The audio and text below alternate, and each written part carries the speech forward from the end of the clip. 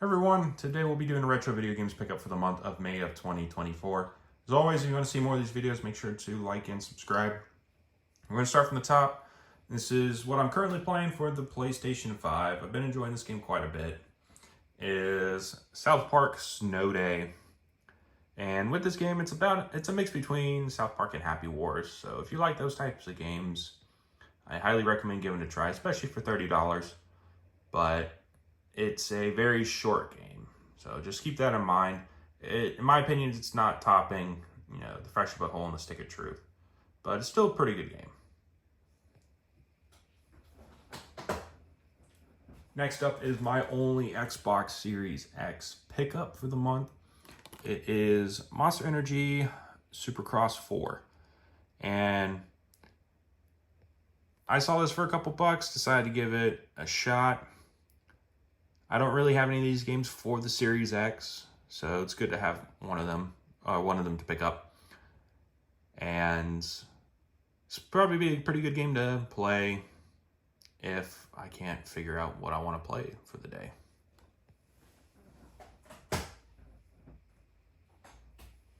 Next up is my only GameCube pickup for the month.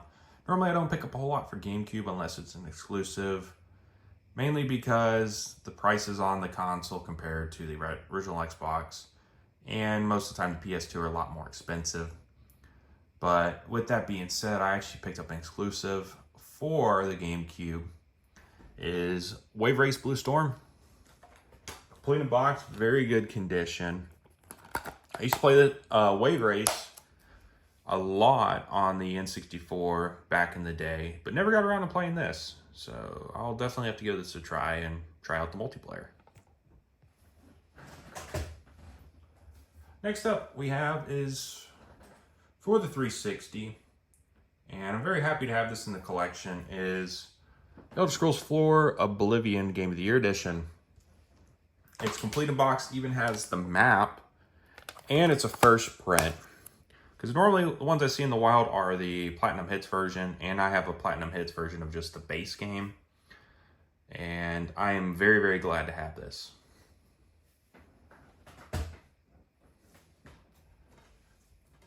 Next up is Lord of the Rings War in the North for the 360. It's complete in box. If I'm not mistaken, I used to have this in the collection. I must have sold it a while back. So with that being said, I'm glad to have it back.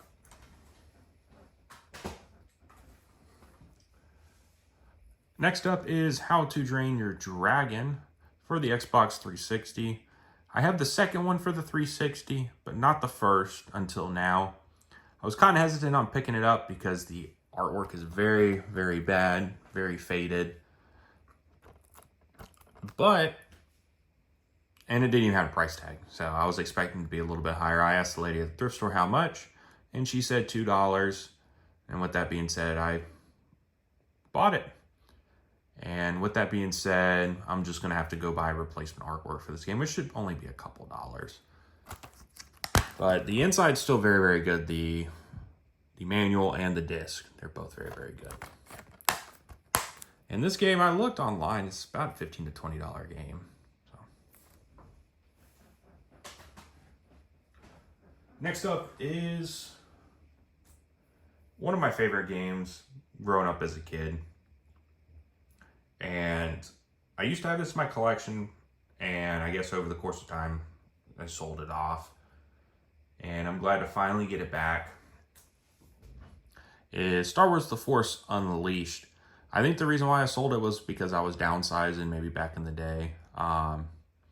Because I have this digitally for the 360. I also have it on PC. I also have it on the Nintendo Wii. And I have it on the DS. But I saw this for a couple bucks online. And it was very, very good condition. So decided to pick it up. And it's complete in box. And it's the first print. I'm glad to have this back in the collection after all these years. Next up is a LEGO Star Wars 2, the original trilogy. So I have the first one and the original trilogy for the original Xbox. I also have the complete saga for the 360, but it's digitally. The big reason why I picked this up was it was a good price, and then also on top of that, I can have a game to achievement hunt in. But it's completed box, very, very good condition, and it's gonna look good on the game wall. Another game, very excited to have in my collection that has surprisingly shot up in value. I actually got this game as part of a trade. I sold my extra Sega Dreamcast and also sold an extra N64 I had laying around. So I got this game and cash on top of it. It is Wanchibara Bikini Samurai Squad. It was very good conditions, completed box.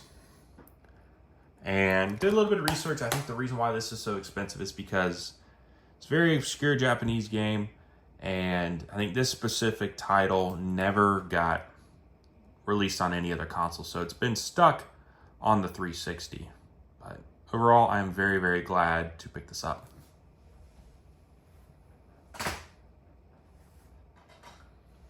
Next up for the 360 is Forza Horizon 2. I personally have this game on the 360 digitally. I enjoyed it. I put a lot of hours in it when I got my Xbox One. And with that being said, I used to have this on the 360. I actually got it as part of a big box of things, video games from a family member. But since I had the Xbox One version, I decided to sell it off because it actually went for a good price. Game normally runs for about $20 to $25, which is pretty high, especially for the 360 market. And found it for a good price, and I'm glad to have it in the collection. Lastly, for the 360 is Digimon All-Star Rumble. And I didn't even know this game existed until I actually saw it at GameStop. And I was kind of hesitant on buying it because the case is very, very beat up. But I had a $5 coupon that was going to expire, I think, within like a day or two. So I picked this up for $5. And I have plenty of replacement cases, so I'll just get this all cleaned up and fixed up, and then it'll look good on the game wall. Next up for the PlayStation 2. And with the PlayStation 2, I normally don't pick a whole lot of these games up because my primary focus on the third parties and such is the original Xbox. But found some good games, and I'm happy to have these on the PlayStation 2. First off is Ready to Rumble Boxing Ground 2. So I actually have the first one on the Sega Dreamcast, and I enjoy that game. But never got around to getting the second one. And I think the second one's also on the Sega Dreamcast. So maybe if I find it for the Dreamcast, I'll grab it because I like the Dreamcast quite a bit.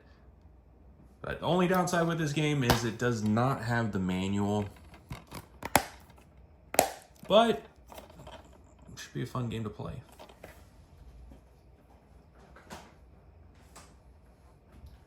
Next up for the PS2 was SmackDown vs. Raw 2010. Kind of bought this on a whim, kind of impulse. The reason why is I found a really good price and just bought it without even thinking of it. And I get home and I found out that I had this for the 360. Which, normally with these types of games, the PS2 version is kind of watered down. But I'm going to give this a try, see how I like it. And if I like it, I'll just keep it in the collection. If not, I may either trade it or sell it.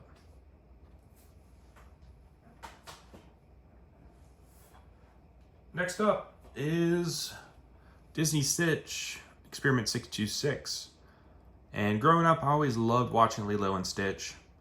And for this game, I never had the opportunity to play it, but I had the opportunity to buy it a couple weeks ago. And decided to grab it. And looking forward to hopefully playing this soon. But it's missing the manual. These Disney games should be fun. Next up is Devil May Cry for the PlayStation 2. I used to have this in the collection. I must have sold it off a while back. But glad to have it back in the collection, and it's complete in box. It's a pretty good game.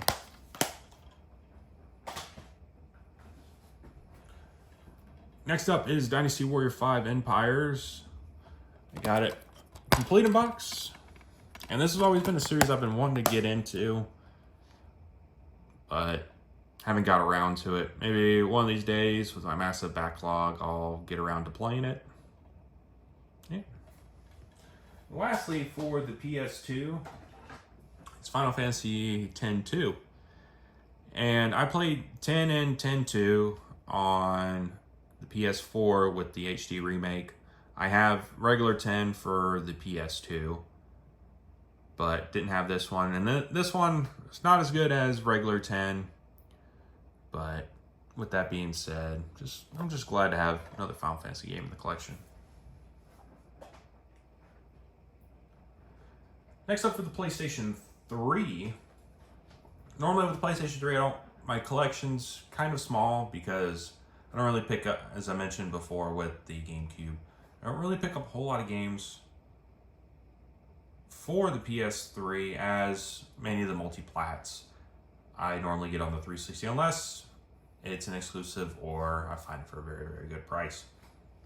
So with that being said, the two games I picked up, they're both exclusives to the PlayStation. And first off is Infamous for the PS3, and it's complete in box. And growing up, my buddy had a PlayStation 3 when it first came out, and I remember playing this with him, and I enjoyed it. I have the second one, but I'm glad to have the first one, and now be able to play it. Next up is God of War Ascension for the PlayStation 3. With the God of War, this is another series I've been wanting to dig deeper into. I played the reboot on the PlayStation 4 and I enjoyed it quite a bit. I still need to get around to playing Ragnarok, but I've been slowly trying to pick these up when I can, if they're for a good price. And found this for a pretty good deal and decided to pick it up. Next up is Nintendo Wii. I only got 2 games.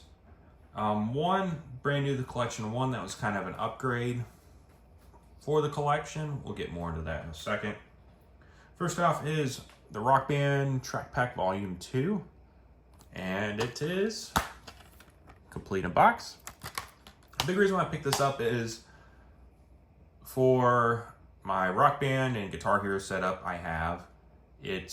I got the drums and everything there for the Nintendo Wii. With that being said, I'm slowly trying to pick up the Rock Band and the Guitar Hero games for the Nintendo Wii when I can, to help kind of beef up that collection and song library for when I have people over. But glad to have another one scratched off the list.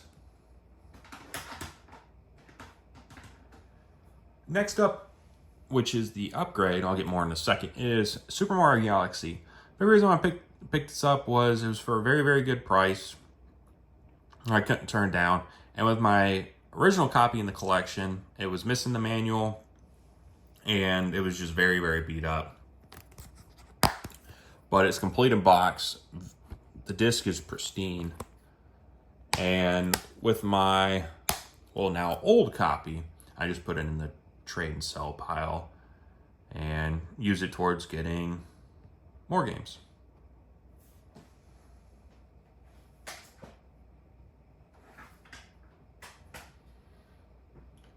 Next up, for the Sony PlayStation 1, I picked up 2 games. First off is Hexen. And I don't know a whole lot about this game. It looked kind of interesting. The artwork kind of looked cool. And it was made by ID and Raven. So it should be a pretty good game. Maybe one of these days I'll get around to playing it, but it's very, very good condition and complete box. Next up is from where it all began, is Road & Track presents The Need for Speed. And it still has the little, I guess, sticker from when this was brand new, but it's complete box. I used to played this specific one back in the day and enjoyed it quite a bit. And I'm very, very glad to have this in the collection. Next up is Sony PlayStation Portable. Normally with these games, they're getting harder and harder to come by, especially in the complete in box. And growing up, I never had one, so I've been slowly trying to pick up those games that, as a kid, I wanted, but could never get because I didn't have the console. So with that being said, first off is Need for Speed Underground Rivals. It's complete in box. And I think this is just if I'm not mistaken, it's just a port of the Underground games from the PS2 over to the PSP.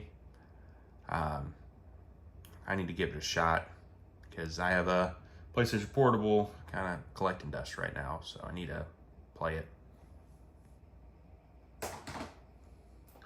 Next up, childhood goal of mine to finally pick up this game, and I'm very, very happy, is SpongeBob the Yellow Avenger. I always wanted this growing up.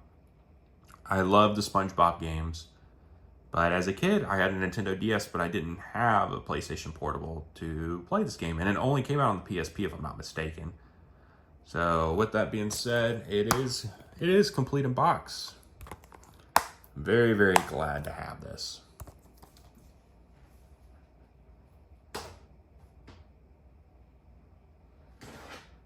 And, I forgot 2 PlayStation 2 games. So we'll go back to the PlayStation 2. Next up is VeggieTales, Larry Boy and the Bad Apple. And growing up, I used to watch VeggieTales all the time. And this was a game I was always interested in getting, but never was able to get it. And now that I have it, and I found it for $2, so I can't complain. I'm looking forward to playing this. I guess this little adventure game, I'll give it a try soon. Next up was one of my bigger games picked up for the collection for the PS2. It is Evil Dead, A Fistful of Boomstick, and complete in box. I used to have this game for the original Xbox, but sold it off a while back, and I'm glad to get it back. And I found it for a good price. Hopefully I'll be able to find the Xbox version because that's kind of my preferred platform for the 6th generation. But for the PS2, I can't complain. And yeah. Lastly, I got 2 games. I got one for the Sega Saturn and one for the Sega CD. And with these games, finding them online can be kind of risky. Mainly because cases are going to possibly get beat up in shipment, and the cases alone are very, very expensive to get replaced. And another thing as well is when I bought these 2 games, they were just generic artwork, like no pictures or anything. So I kind of took a risk and picked them up. I'm very glad I did. And with the Sega Saturn and the CD, I do not have the console currently. I'm in the process of getting them, if I can find them for a decent value. But at least it's good to know now that if I get those consoles, I'll have something to play on them. And first off, for the Sega Saturn is Hang On GP. The case is just very, very good condition. And looks like a fun little racing game. Hopefully get around to playing it when I get a Sega Saturn. And lastly, for the Sega CD is Ground Zero Texas. Very good condition. With this game in particular, this is actually one of the cheaper games on the Sega CD, I guess more common. But with that being said, it looks like it's full motion video, kind of how those games were back in the day, kind of the fad. But at least I'll have something to play when the day comes to get a Sega CD. And well, that is it, guys. I have 29 games added to the collection, And as always, if you want to see more of these videos in the future, make sure to like and subscribe. As always, thank you for watching.